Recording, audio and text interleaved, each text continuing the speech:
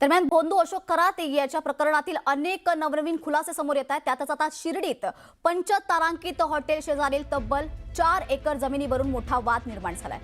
भोंदूबाबा अशोक खरात आणि त्याच्या हस्तकांनी ही जमीन हडपल्याचा आरोप शेतकरी कुटुंबाने केलाय।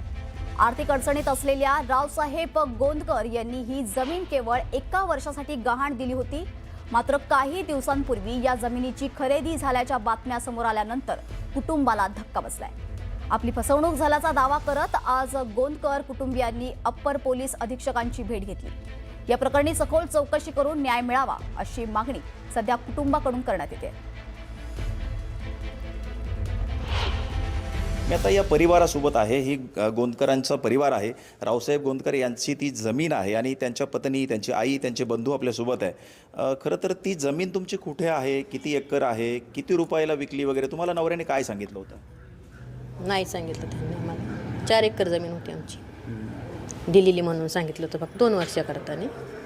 दोन वर्षासाठी फक्त अशोक खरातला दिली होती होती आणि रिटर्न घ्यायची असं ठरलेलं पण होतं। आणि काल परवा लगेच आम्हाला असं उघडकीस आलं का तुमची जमीन विकलेली, त्याच्या नावावर ऑलरेडी करून घेतली।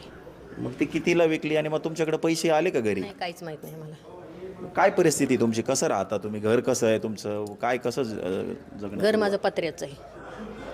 साधारण एकदम साधारणपणातच राहतो आम्ही।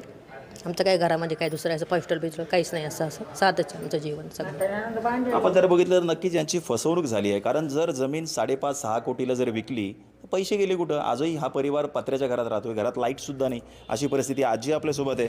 आजी, पोरांनी पैसे दिले का तुम्हाला जमिनीचे? मग काय झालं? काहीच नाही दिले। काय केलं तेच त्याला माहिती। ते दारू पिऊन तो सोनावण्या। आणि कोण देतं त्याला दारू? हे सगळं त्याला फसवलं काय? दारू पाजू हा, मग त्याला फसवलं ना त्या सोनावण्यानं। आणि तो बाबा, तो अशोक खरात यायचा काही? तो माघारी नाही आला का ग? नाही का? आलता का? आलाच नाही माघारी।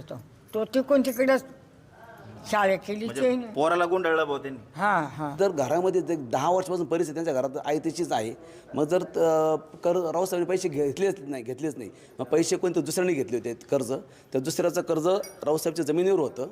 जमीन रावसाहेबची गहाण होती, त्याच्यावर कर्ज उचललं होतं। मग ते कर्ज भरण्यासाठी तिने पण ती जमीन विकलेली दिसते, असं वाटतं आता सध्या। आणि जमीन विकली पण किती रुपयाला? एकदम म्हणजे 1 रुपया जमीन विकली 10 पैशामध्ये। जमिनीची व्हॅल्यू जर 50 कोटी रुपये आहे, ती 5 कोटी जमीन विकलीच कशी काय? त्याचे पैसे लुबाडले गेले आणि त्याची जमीन ही हस्तांतरित केल्याचं समोर येत आहे। त्यामुळे या प्रकरणाची देखील चौकशी होऊन ही जमीन जी आहे ती संबंधित शेतकऱ्याच्या कुटुंबियांना परत मिळायला हवी। हरीश दिमोटे, न्यूज 18 मराठी, अहिल्यानगर।